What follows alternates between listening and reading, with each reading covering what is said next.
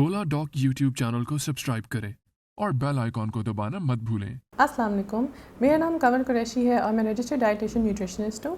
मैंने अपनी सारी पढ़ाई अमेरिका से की है। उसके बाद से मैं 5 साल से पाकिस्तान में प्रैक्टिस कर रही हूँ DHA और बहरिया के एरियाज़ में। आज हम आपके पास आए हैं बेसिकली एक टॉपिक लेके कि गर्मी में सत्तू पीने के क्या फ़वाइद हैं। तो सत्तू, सबसे पहला सवाल तो ये होता है कि सत्तू है क्या चीज़, क्योंकि हम सब जनरली जानते नहीं हैं कि इसमें क्या क्या चीज़ें हैं और ये बनता कैसे है। तो सत्तू बेसिकली एक आप कह सकते हैं एक किस्म का आटा है जो हम बनाते हैं, चाहे वो किसी भी किस्म की दालों से और गंदम के मिक्सचर से। हम उसको पहले रोस्ट करते हैं और रोस्ट करने के बाद फिर उसको बिल्कुल फाइनली ग्राइंड करके जो पाउडर बनता है उसको बेसिकली सत्तू कहते हैं।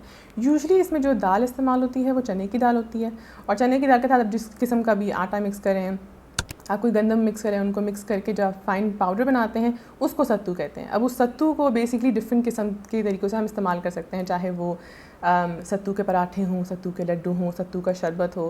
पर सबसे कॉमन तरीका, स्पेशली गर्मियों में जो तरीका होता है, वो सत्तू का शरबत होता है। पाकिस्तान के टॉप डॉक्टर्स के साथ अपॉइंटमेंट बुक करें, वो भी पेशेंट फीडबैक देखते हुए। लाखों लोगों की तरह पाकिस्तान के सबसे बड़े डॉक्टर नेटवर्क का फायदा उठाएं और आज ही ओला डॉक ऐप डाउनलोड करें। ओला डॉक, डॉक्टर का अपॉइंटमेंट आसानी से। तो हम थोड़ा से पहले उसके बेनिफिट्स के बारे में बात करेंगे कि सत्तू बनता कैसे है, उसमें क्या क्या बेनिफिट्स हैं, और फिर एंड में मैं आपको बेसिकली एक सिंपल सी रेसिपी बताऊंगी कि सत्तू का शरबत कैसे बनता है, जो कि आपके लिए गर्मी में बहुत फ़ायदेमंद हो सकता है। एक सुन्नत भी है सत्तू का शरबत पीना, क्योंकि उससे ठंडक मिलती है और इसमें प्रोटीन भी काफ़ी हाई है। सत्तू एक्चुअली इसको ये भी कहते हैं पुअर मैन्स प्रोटीन, क्योंकि बहुत सिंपल तरीके से आपको हाई प्रोटीन, विटामिन्स, मिनरल्स, सारी चीज़ें इससे मिल जाती हैं। तो सत्तू बेसिकली जब आप इसको शरबत बनाते हैं, इसमें जो आपका आयरन कंटेंट है ये बहुत हाई है। तो आयरन बेसिकली क्या करता है, आयरन से आपका खून बढ़ता है, आपकी रेड ब्लड सेल्स में उनकी प्रोडक्शन बढ़ती है। जब आपकी रेड ब्लड सेल्स की प्रोडक्शन बढ़ेगी तो आपका जो ऑक्सीजन ट्रांसपोर्ट है पूरे बॉडी में बेसिकली वो भी बढ़ता है, तो उसकी इंप्रूवमेंट हो जाती है। तो हमारे जितने पेशेंट्स हैं जिनको अनीमिया होता है, या जो प्रेग्नेंट हमारी ख़वातीन होती हैं जिनको रेड ब्लड सेल्स की प्रोडक्शन ज़्यादा चाहिए होती है, उनमें हम ये कहते हैं ऐसी चीज़ें खाएं जिनमें आयरन आपका ज़्यादा है। इवन फॉर कैंसर पेशेंट्स जिनका रेड ब्लड सेल्स कम हो रहे होते हैं कीमोथेरेपी की वजह से, उनके लिए भी आयरन कंटेंट खानों में बहुत ज़्यादा हम स्पेसिफिक बात करते हैं। तो सत्तू एक ऐसी चीज़ है जो बहुत एक सिंपल सस्ती तरीके से आपको आराम से आयरन कंटेंट काफ़ी अच्छे से मिल जाता है। आयरन के अलावा फ़ाइबर कंटेंट भी सत्तू में अच्छा खासा है। तो फ़ाइबर से हमारा मतलब क्या है, फ़ाइबर जैसे सब्जियों में, फ्रूट में हमारे पास फ़ाइबर कंटेंट ज़्यादा होता है। फ़ाइबर मतलब वो चीज़ जिससे आपको फुलनेस की फ़ीलिंग आती है। हम कोई चीज़ खाएं, जैसे हम गंदम का आटा खाएं तो हमें फ़ीलिंग ऑफ फुलनेस आती है कि यार हमारा पेट भर गया है। हमारी जो ब्लड शुगर होती है वो कंट्रोल में रहती है।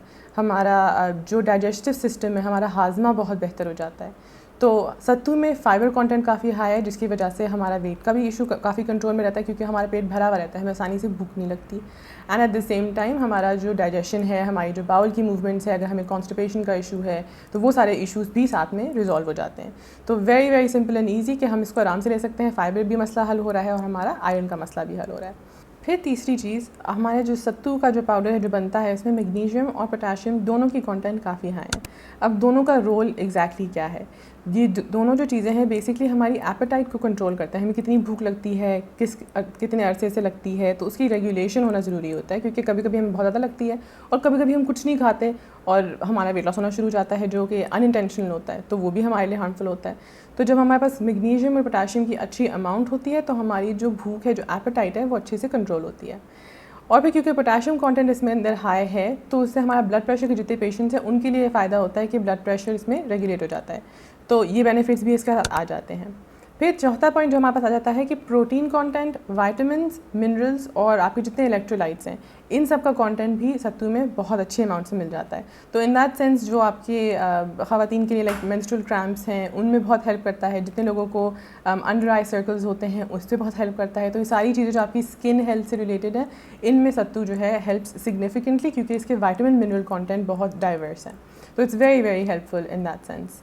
फिर लो ग्लाइसीमिक इंडेक्स फूड है। लो ग्लाइसीमिक इंडेक्स से मेरा क्या मतलब है, ग्लाइसीमिक इंडेक्स जितना लो होता है उतना ब्लड शुगर कम बढ़ता है। तो हम प्रेफर करते हैं कि वो चीज़ें हम खाएं जिनसे ब्लड शुगर आसानी से ना बढ़े और जिनसे हमारा हाजमा अच्छा रहे। तो जितने आपके डायबिटिक पेशेंट्स हैं जिनको अगर कोई ठंडी चीज़ चाहिए पीने को, ज़्यादातर जो पीने की चीज़ें होती हैं, चाहे वो फ्रेश फ्रूट जूस हो, सोडा हो, जूसेस हों, इन सब में शुगर कंटेंट बहुत हाई होती है।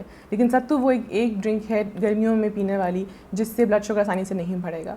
तो लो ग्लाइसीमिक इंडेक्स के ये बहुत फ़ायदा है कि आराम से आप भी पी सकते हैं, आपको बेनिफिट्स बहुत सारे हैं, and at the same time blood sugar आपका आसानी से नहीं बढ़ेगा। And then last but not least सबसे जो इम्पॉर्टेंट चीज़ जो हमारा मेन टॉपिक है इस वक्त का, कि ये कि गर्मियाँ आ रही हैं तो उसका कूलिंग इफेक्ट है। तो इसकी बेसिकली तासीर जो है वो ठंडी है। अब तासीर ठंडी क्या है, इससे क्या मतलब होता है? तो जो खाने की चीज़ें जो हमारे बॉडी से में बहुत ज़्यादा एनर्जी जनरेट ना करें, कुछ खाने की चीज़ें ऐसी होती हैं जिनको जब हम खाएं तो बहुत ज़्यादा एनर्जी चाहिए होती है बॉडी को उनको हज़म करने के लिए बेसिकली। तो वो खाने की चीज़ें जिनको हज़म करने के लिए बहुत ज़्यादा एनर्जी नहीं जनरेट करनी, वो चीज़ें को हम कहते हैं कि ये ठंडी तासीर की चीज़ है। तो सत्तू को डाइजेस्ट करना हमारे बॉडी के लिए बहुत आसान है, एनर्जी ज़्यादा जनरेट नहीं होती, जिसकी वजह से हम कहते हैं कि ये ठंडी तासीर की चीज़ है। तो हमारे बॉडी के लिए बहुत आसान है क्योंकि इसका ये ठंडा एक असर हमारे बॉडी के ऊपर आ जाता है। जो आपको जितने बेनिफिट्स मिलते हैं, प्रोटीन, विटामिन्स, मिनरल्स, आयरन, गर्मियों में हमें खाने को दिल भी कोई नहीं चाह रहा होता। तो अगर आप खाना नहीं खा रहे और आपको ये चीज़ें मिसिंग हो रही हैं तो आप अनहेल्दी तरफ जा रहे हैं। तो सत्तू का पानी अगर आप पी लेंगे तो आपकी बहुत सारी जो दिन की रिक्वायरमेंट्स हैं वो मीट हो जाती हैं। तो इन दैट सेंस भी आपके लिए बहुत एक बेनिफिशियल इफेक्ट आ जाता है। जब आप कहीं बाहर जा रही किसी काम से, हीट स्ट्रोक का, डिहाइड्रेशन का बहुत रिस्क होता है, लेकिन सत्तू का पानी पी के आपके, क्योंकि वो कूलिंग इफेक्ट आपके अंदर आया हुआ है, तो फिर बहुत फ़ायदा होता है कि जो हीट का इफेक्ट है वो इतना हम पे नहीं होता। ये सारे बेनिफिट्स थे हमारे जनरली सत्तू के। तो अगर हम सारे बेनिफिट्स लेना चाहें तो बेसिकली हमने, अगर मैं आपको एक रेसिपी बताऊं, सिंपल सी रेसिपी है सत्तू का पानी, अगर आप ट्राई करना चाहें किसी टाइम पे घर पे, तो 1 टेबलस्पून सत्तू आपने डालना है 1 कप पानी में, और इसमें लेमन, पुदीना, थोड़ा सा नमक, थोड़ा सा ज़ीरा पाउडर और हल्की सी चीनी डालना चाहें तो डाल सकते हैं। डायबिटिक्स के लिए ऑब्वियसली चीनी नहीं डालेंगे, मगर मिक्सचर आप अपने हिसाब से थोड़ा बहुत आगे पीछे चेंज कर सकते हैं, लेकिन इसका फ़ायदा आपको सारा का सारा मिलेगा डिपेंडिंग कि आप इसको कितना ऑफन यूज़ करते हैं। तो जनरली ये सत्तू का शरबत की रेसिपी थी। सत्तू बहुत डिफरेंट टाइप्स के तरीके से आप यूज़ कर सकते हैं। अगर आप चाहें तो आप सत्तू के पराठे भी बना सकते हैं डायबिटिक पेशेंट्स के लिए, लेकिन ऑब्वियसली उसकी रेसिपीज़ और उसके तरीके सारे बिल्कुल फ़र्क होते हैं। अगर आपको फर्दर डिटेल्स चाहिए कि सत्तू के बारे में या जनरली डाइट के बारे में, तो आप ओला डॉक पे मुझे ढूंढ सकते हैं और अपॉइंटमेंट सेट कर सकते हैं, और हम बाकी डिटेल्स उस सेशन में डिस्कस कर सकते हैं। Thank you.